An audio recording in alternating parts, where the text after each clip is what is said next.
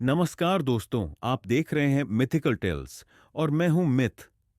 आज मैं आपको एक ऐसी कहानी सुनाने जा रहा हूं जिसे सुनने के बाद आप चाली चाली गेम खेलने से पहले 2 बार सोचेंगे। अगर आप डरने के लिए तैयार हैं, तो चलिए शुरू करते हैं। Charlie, Charlie, are you bad? Charlie, Charlie, are you an evil spirit?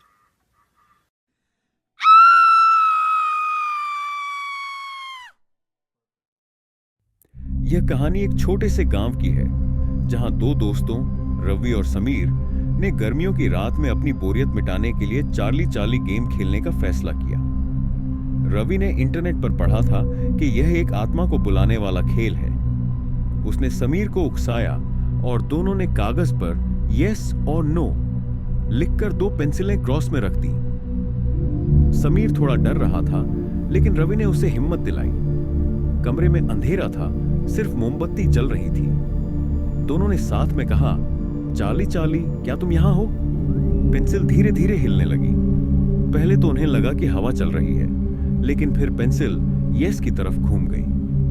दोनों के होश उड़ गए। रवि ने मजाक में पूछा, चाली, क्या तुम हमें डराओगे? और पेंसिल फिर से यस पर चली गई। अचानक कमरे की मोमबत्ती बुझ गई और कमरे में अजीब सी फुसफुसाहट गूंजने लगी।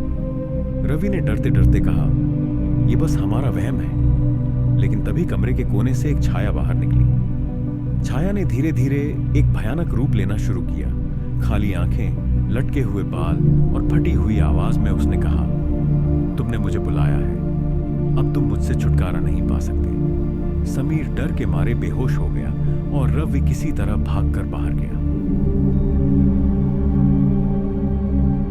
अगले दिन समीर की हालत बिगड़ती गई। वह अजीब बातें करने लगा, जैसे कि कोई उससे बातें कर रहा हो।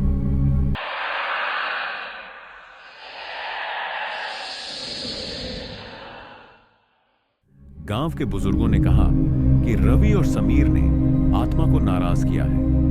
उन्होंने उस कमरे में पूजा करवाई, लेकिन समीर कुछ दिनों बाद रहस्यमय तरीके से गायब हो गया। लोग कहते हैं कि चार्ली ने उसे अपने साथ ले लिया। रवि ने गांव छोड़ दिया, लेकिन हर रात उसे चार्ली की हंसी सुनाई देती है। उसकी जिंदगी तबाह हो गई और अब कोई भी उस गांव में चार्ली चार्ली गेम खेलने की हिम्मत नहीं करता। तो दोस्तों, ये थी चार्ली चार्ली की कहानी। अगर आप भी इस खेल को खेलने की सोच रहे हैं, तो एक बार फिर सोचिए, क्या आप उस आत्मा को बुलाने का जोखिम उठा सकते हैं? अगर आपको ये कहानी पसंद आई हो, तो लाइक करें, अपने दोस्तों के साथ शेयर करें और सब्सक्राइब करना ना भूलें। और हां, नीचे कमेंट करके बताएं कि क्या आप इस गेम को खेलना चाहेंगे। मैं मिथ फिर मिलूंगा एक और डरावनी कहानी के साथ। तब तक के लिए अलविदा।